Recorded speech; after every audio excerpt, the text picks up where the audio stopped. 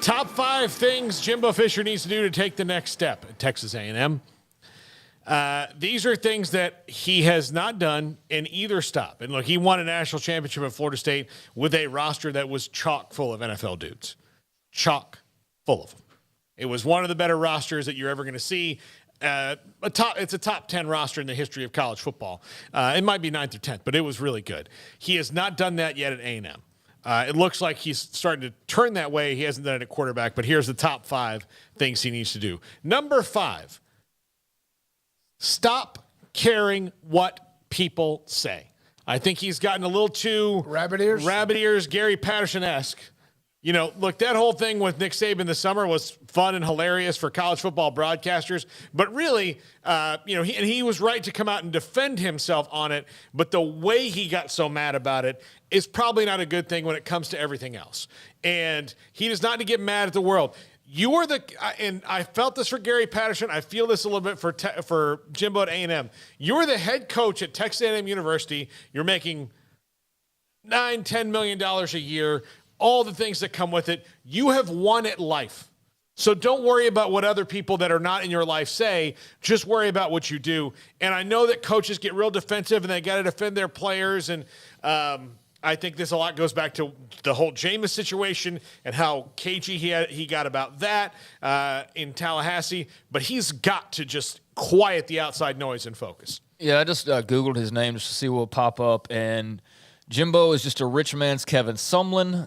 Jimbo continues to rob Texas A&M in broad daylight. You know, those are some of the offerings of headlines. So, yeah, I think it's best if he just stops worrying about other people. He's not going to change anybody's mind at this point. Yeah. And the thing about it is the media, and, I understand I'm not talking about media overall, just segments of it. All these people making fun of him, a lot of them, would go and praise him as soon as he won a national championship and write the greatest article of all time. Like, people are so fickle and they're such they play favorites that it's easy to make fun of him right now. And, if he were to go and win, they'll be lining up to sing his praises. But, yeah, he's got to cut out the outside noise. There's way too much outside stuff, it feels like, going on right now, whether it's him and Saban or it's him and play calling or Denver Harris flying through a parking garage or, or the quarterback drama. They got to lock the doors and knock out some of the noise for sure. Yeah. Number 4, don't get married to a QB. He has done this in the past. Look, there are stops that he's had at LSU and Florida State where it was okay to do that. When you have Jamarcus Russell in college, when you have Jameis Winston, when you have Matt Flynn, when you had Matt Mock, for God's sakes, Christian Ponder, E.J. Manuel, all those guys were really good college quarterbacks to varying degrees of success. A lot of them won national titles or set teams up to win them later. It's easy to get married to a QB when it's that guy. But getting married to some of the guys he got later on at Florida State, like when DeAndre Francois got hurt, it was James Blackman, and then you didn't really have anybody else, and Blackman was just not a good quarterback. And instead of kind of swallowing that and admitting it, he rolled with it. And he might look with Haynes King might be a good quarterback now, but maybe it might, or later, maybe it might be good to sit him down and let him learn a little bit more and put Max Johnson, who has an enormous amount more experience, especially in this conference, in hostile environments. This dude beat the Gators in the swamp, for crying out loud. Let Max Johnson have a shot.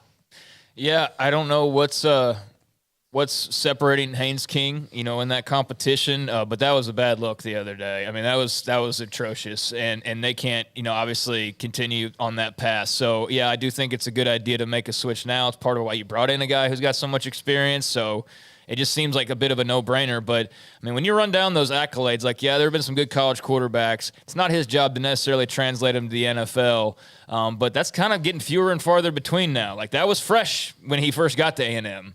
That's getting a little dated now, those names that you rattled off. So Kellen Mond just got cut. Yeah. In his second year. Yeah. He a lot of people thought that he was a mess. Kellen Mond. And who knows, like, that might be his anything. That could be anything for why that happened.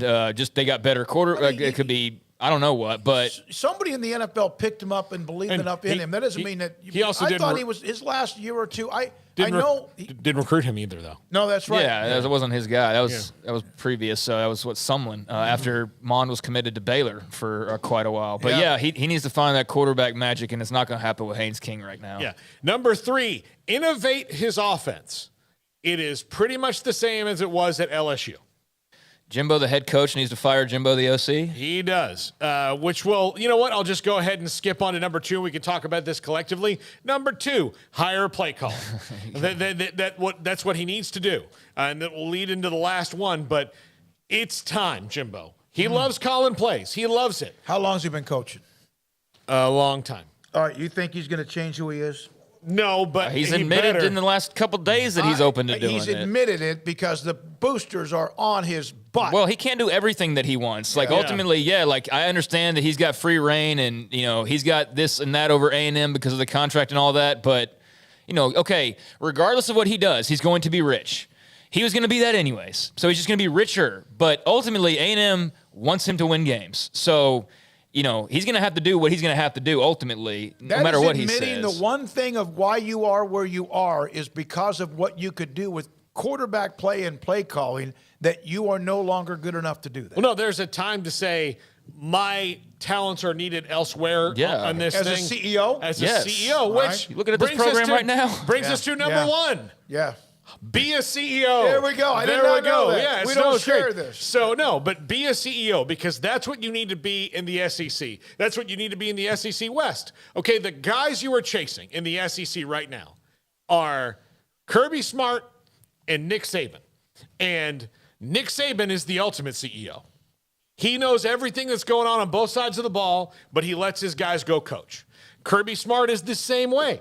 Maybe a little bit more in the weeds on defense, Kirby Smart right now because he's younger, but he's, again, the same way. The guys around you, look, Mike Leach, CEO, Lane Kiffin, who could easily take over play calling at any time, has had play callers. Jeff Lebby. Yeah, he had Jeff Lebby. So, again, Lane Kiffin, who is so in love with himself and his play calling ability, has even known that in the SEC, you got to be a CEO. And we know he dabbles still, but yeah, he's not in full control of the play calling duties and all that. Yeah, he's got somebody else that's really doing it, and that's what you can do. Some of the greatest coaches of all time with the most wins were excellent CEOs. Paul, I think this goes bigger than the OC thing too. I mean, he needs to be a CEO like the boss of the program, and if there is entitlement, if there is cultural issues, that all lays at his feet ultimately, because that's the stuff that you root out or you try and curtail or overcome or just prevent.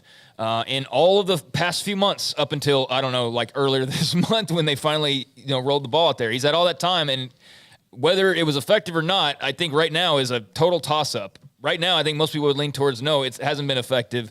So, yeah, he needs to worry deeper than just a quarterback or the play call. Those things all matter. Those things will play into whether they win games or not. But I think it goes a little bit deeper than that for them. He needs to kind of take a step back and reanalyze sort of where they are at the moment. When you lose, then all of the termites that are within your program they start to show up. And then you go down because of that. Not even the losing. The losing allows people to start looking behind the curtains. I'm not saying that there's any, but like just certain things. You got players that right now need to be worrying about being student athletes, players, whoever.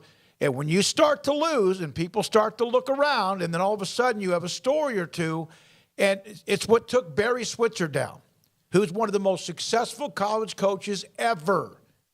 And then, you look at some of the great coaches who were CEOs. Bobby Bowden, CEO.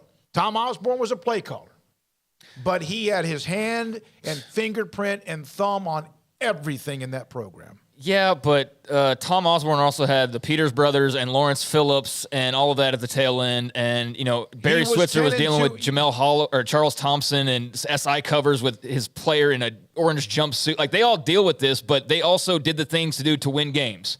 Jimbo's not dealing with anything that serious just yet, but you can see it coming.